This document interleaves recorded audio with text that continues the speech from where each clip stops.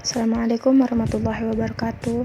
Di video ini saya akan menjelaskan tentang pendidikan Islam pada masa Khulafaur Rasyidin yang dijabat oleh Abu Bakar dan Umar bin Khattab. Oke, langsung saja kita masuk ke pengertian Khulafaur Rasyidin. Kata khulafa adalah bentuk jamak dari kata khalifah yang artinya pengganti, sedangkan ar-rasyidin bisa berarti para cendekiawan atau orang-orang bijak, atau khalifah juga bisa berarti sultanul azam, kekuasaan paling besar atau paling tinggi, sedangkan ar-rasyidin berarti cerdas, jujur, dan amanah.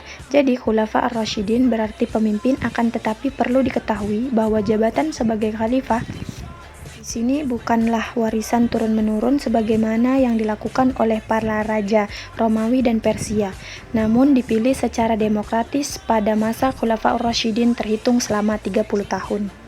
Lalu, terdiri dari 4 khalifah dalam hal ini. Yang pertama ada Khalifah Abu Bakar As-Siddiq, yang kedua ada Khalifah Umar bin Khattab, yang ketiga ada Khalifah Utsman bin Affan, dan yang keempat ada Khalifah Ali bin Abi Thalib. Akan tetapi yang dibahas di video ini hanyalah Khalifah Abu Bakar As-Siddiq dan Khalifah Umar bin Khattab. Baik, kita masuk ke penjelasan Khalifah Abu Bakar As-Siddiq.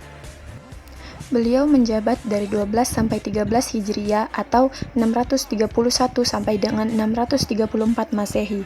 Khalifah Abu Bakar As-Siddiq merupakan khalifah pertama yang dipilih untuk menjadi khalifah pada peristiwa Saqifah Bani Sa'idah sebelum jenazah Rasulullah SAW dimakamkan.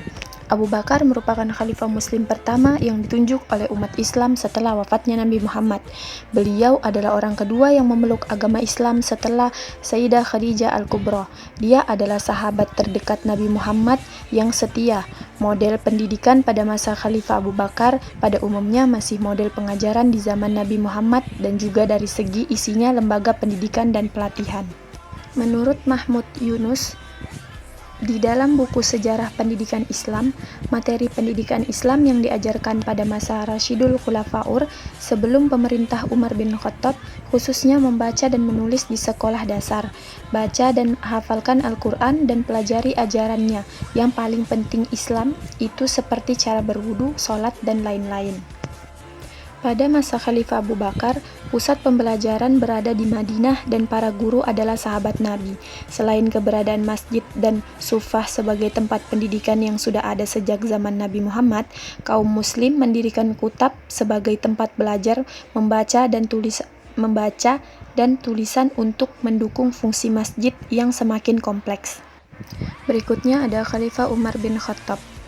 Sayyidina Umar bin Khattab menjabat dari 13 sampai 23 Hijriah atau dengan 634 sampai dengan 644 Masehi. Umar bin Khattab lahir pada tahun 513 Masehi pada sebuah keluarga suku Quraisy. Beliau menerima gelar Al-Faruq setelah masuk Islam. Pada masa mudanya, Umar adalah seorang pegulat dan orator ulung. Ia merupakan satu-satunya sahabat yang telah mengenal baca tulis. Berdagang adalah usahanya yang paling utama. Perluasan wilayah kekuasaan umat Islam di bawah Umar bin Khattab juga menyebabkan perluasan kehidupan di segala lapisan masyarakat. Untuk mencapai hal tersebut dibutuhkan sumber daya manusia yang memiliki keterampilan dan keahlian. Model pendidikan anak pada masa Khalifah Umar mulai tertata. Beliau membangun tempat khusus untuk anak-anak belajar di setiap sudut masjid. Pengaturan itu mengilhami informasi membesarkan anak saat ini lebih dikenal dengan berbagai istilah seperti berkebun pendidikan Al-Quran dan Taman Pendidikan Raudatul Atfal. Berhubungan dengan ini, Khalifah Umar bin Khattab radhiyallahu anhu dapat dikatakan sebagai bapak taman ilmu kanak-kanak. Untuk mendukung kegiatan pendidikan, Khalifah Umar mengangkat dan menunjuk para pengajar untuk semua wilayah daerah. Beberapa sahabat yang dipilih oleh Umar bin Khattab untuk diutus daerah itu adalah Abdurrahman bin Ma'qal bersama dengan Imran bin Al-Hashim yang bertugas di Bashrah, Abdurrahman bin Ghanam yang bertugas di Syirah, dan Hasan bin Abi Jabal yang bertugas di Mesir. Baik, kita masuk ke pembahasan tujuan pendidikan. Pendidikan Islam Nabi di Mekah adalah prototip. Tujuannya adalah untuk memajukan masyarakat Islam sedemikian rupa, sehingga menjadi generasi yang berjiwa kuat, mereka siap menjadi kader. Dakwah dan pendidikan yang baik bagi masyarakat Indonesia semua orang. Tujuan pendidikan Islam yang dilakukan pada masa sahabat adalah untuk melanjutkan dan mempertahankan apa yang dicapai pada masa Nabi. Tujuan pendidikan Islam yang dilakukan pada masa sahabat adalah untuk melanjutkan dan mempertahankan apa yang dicapai pada masa Nabi. Saat ini, pendidikan Islam adalah upaya untuk menanamkan nilai-nilai dan budaya Islam untuk generasi selanjutnya. Generasi penerus bangsa mengacu pada era tabi'in dan tabi'i tabi'in yang bisa terbentuk peradaban Islam di puncak peradaban. Baik, selanjutnya ada metode pendidikan. Metode pendidikan Islam paling awal yang diterapkan adalah metode ceramah, metode diskusi, hafalan, membaca dan menulis, dan metode dakwah. Pada masa sahabat, metode pendidikan Islam berkembang menjadi metode khalaqah dan dakwah umum. Metode pelatihan menentukan keberhasilan seseorang pelatih dalam transfer ilmu dan budaya kepada murid-muridnya. Selanjutnya kita masuk pada penjelasan kurikulum pendidikan. Pada masa Khulafaur Rasyidin, kurikulum pendidikan Islam saat ini adalah sebagai berikut. Yang pertama, membaca dan menulis. Yang kedua, membaca Quran dan hafalan.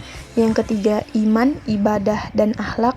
Yang keempat, pada masa kekhalifahan Umar bin Khattab, menyarankan warga kota untuk mengajar anak-anak. Yang kelima, berenang. Yang keenam, berkuda. Yang ketujuh, memanah. Yang kedelapan, membaca dan menghafal puisi sederhana. Dan di SMP dan di SMA itu pengajarannya terdiri dari Al-Quran dan tafsirnya, hadis dan kumpulannya, dan yang terakhir fikih. Pendidikan Khalifah Abu Bakar tidak jauh berbeda dengan Nabi. Pendidikan terus meningkat selama kekhalifahan Umar bin Khattab ketika guru diangkat dan dibayar untuk mengajar di wilayah yang baru ditaklukkan selama kekhalifahan Umar. Baik, itu tadi penjelasan tentang pendidikan Islam pada masa Khulafaur Rasyidin yang dijabat oleh Sayyidina Abu Bakar dan Sayyidina Umar bin Khattab. Jadi kesimpulannya adalah sepeninggalan Rasulullah SAW, pendidikan Islam dilanjutkan oleh Khulafaur Rasyidin. Pendidikan Islam pada masa itu terbagi menjadi 4 periode, yaitu periode Khalifah Abu Bakar As-Siddiq, periode Khalifah Umar bin Khattab, periode Khalifah Utsman bin Affan, dan periode Ali bin Abi Thalib. Pendidikan Islam pada masa Abu Bakar sama dengan pelaksanaan pendidikan pada masa Nabi, baik secara materi maupun di sekolah. Pendidikan pada masa Umar bin Khattab mengalami kemajuan karena keadaan pemerintah yang stabil dan aman pada saat itu. Selain itu, materinya juga berkembang. Baik, ini saja materi yang dapat saya sampaikan. Jika ada salah kata dan salah penyampaian, mohon dimaafkan, karena manusia tempatnya salah dan dosa. Sekian dari saya. Wassalamualaikum warahmatullahi wabarakatuh.